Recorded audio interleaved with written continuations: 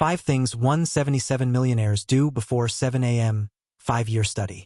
177 self-made millionaires. 5 years of tracking. And the same 5 habits, done before 7 a.m. every single day. Asterisk asterisk. Researcher Thomas Corley shadowed them, compared them to 128 people struggling financially, and pulled out a truth that will make you uncomfortable. The gap between rich and poor has almost nothing to do with talent, luck, or IQ. It's built brick by brick, with 5 daily habits done before most people even open their eyes. And here's the part that hurts. If success is just habits, then anyone can build them. Which also means if you don't have them, that's on you. By the end of this video, you'll know exactly what those 5 habits are, and which one to steal starting tomorrow morning. But first, if you're serious about rewriting your financial future, hit subscribe. Let's get into it. Part 1. The golden hour that decides your money. Corley found over 80% of self-made millionaires wake up early. But they don't just wake up, they engineer that first hour like a battle plan. Here's the stack. 63% do 30 minutes of aerobic exercise immediately, not for the body, for the discipline. 15 to 20 minutes of meditation or mindfulness. Clearing noise, locking in priorities. 30 minutes of professional reading. Knowledge compounds while the world sleeps. And here's the crazy one. Over 70% turn their commute into a mobile university with audiobooks and podcasts. Dead time becomes growth time. Now flip it. 81% of low-income people go straight to social media or news the moment they open their eyes. They hand the sharpest, freshest hour of their brain to somebody else's anxiety. The power of a rich morning routine isn't what they do. It's what they refuse to do. Start the day in reactive mode. The book tells the story of a former janitor who set his alarm for 5 a.m. for 20 years. A run, then a book. Every single morning. 2 decades later, he owned a chain of supermarkets. His entire life was rebuilt, 5 a.m. at a time. Corley's words. How you start your day is probably how you will spend your entire life. Part 2. The superpower of saying no. This finding will make some of you uncomfortable. Rich people say no an average of 5.3 times a day. Low-income people say it less than twice. This isn't about being cold. It's about understanding the one law that runs the universe. Attention is the last real currency. And every yes is a no to something better. Corley found they say no to 5 things relentlessly. 1. Empty social events. 92% refuse gatherings with no clear value. 2. Instant gratification. 79% actively delay pleasure and reinvest instead. 3. Overcommitment. 68% live by done beats perfect. 4. Multitasking. They refuse to split focus during deep work. 5. Perfectionism. They refuse to let "I'll start when I'm ready" become an excuse. The book profiles a software engineer with 3 brutal rules. No overtime, no work messages after hours, no vague goal projects. People called him difficult. 3 years later, his technical skill had quadrupled, his salary had 4x'd, and everyone who mocked his rules was still working overtime. Corley's line hits hard. Behind every success story, there are 1,000 invisible moments of saying no. Rich people don't have more time. They just protect the scarcest resource on earth, their own attention. So they save time by saying no. What do they do with the time they saved? That's where it gets brutal. Asterisk asterisk. Part 3. Reading like your income depends on it. The reading gap isn't close. It's a canyon. Rich people, 2.7 books per month. 88% are skill development or biographies of successful people. Low-income people, 0.3 books per month. Mostly entertainment. But the real difference is method. 85% of self-made millionaires take structured notes. They don't just consume, they convert knowledge into action within days. Rich reading has 3 signatures. Laser focus. Every book ties back to a current goal. Output first. At least one takeaway gets applied immediately. Social reading. Book clubs, shared notes, debated applications. A real estate agent made one rule. 30 minutes of reading every day, then apply 1 lesson at work that same day. Nothing dramatic. 2 years later, he went from dead last in sales to number 1 in the entire company. His income transformed. Millionaires treat learning like food.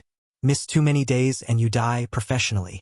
That shift from learning is optional to learning is oxygen is exactly what separates people who compound for 20 years from people who peak at 30 and stall. Part 4. The boring money system that actually works. This is what you clicked for, the money. After analyzing thousands of real financial records, Corley pulled out 5 laws. And they're boring, which is exactly why they work. 1. Pay yourself first. 20% of income vanishes into savings or investment the moment you get paid. Not at the end of the month. First. 2. Zero consumer debt. 87% of millionaires never pay credit card interest. Pay in full or don't buy it. 3. Kill invisible spending. Track every single expense weekly. You can't fix leaks you can't see. 4. Investment spending versus pleasure spending. Every dollar goes into one of 2 buckets. This makes me more valuable, or this feels good right now. The second bucket gets aggressively capped. 5. Multiple income streams. The average self-made millionaire has 3.2 different income sources, and no single stream makes up more than 50% of their income. The story that stopped me cold. A single mom, buried in debt, used the 50/30/20 rule. 50% necessities, 30% self-investment, 20% long-term investing. 5 years later, zero debt, $1 million net worth. And Corley's most important line: rich people don't get rich by earning more. They get rich by needing less to survive and building a system that grows while they sleep. ***. Rich people are not rich because they earn more. They are rich because they built a system where money works for them, instead of them trading finite hours for finite dollars forever. Read that twice. It's the difference between I need a raise and I need never to need a raise again. Part 5. The compound magic of small habits. Now the big question. Can just changing your morning habits actually make you richer? Corley's data says yes. After 1 year of consistent practice, participants' incomes rose measurably. But the money was the smallest change. The real transformation happens in 3 layers most people never see. Cognitive rewiring. They stopped thinking like employees trading time for money. They started thinking like investors, evaluating opportunities on a 5-year horizon. Environmental upgrade. They naturally drifted from people who drained them toward people who compounded their energy. Identity shift.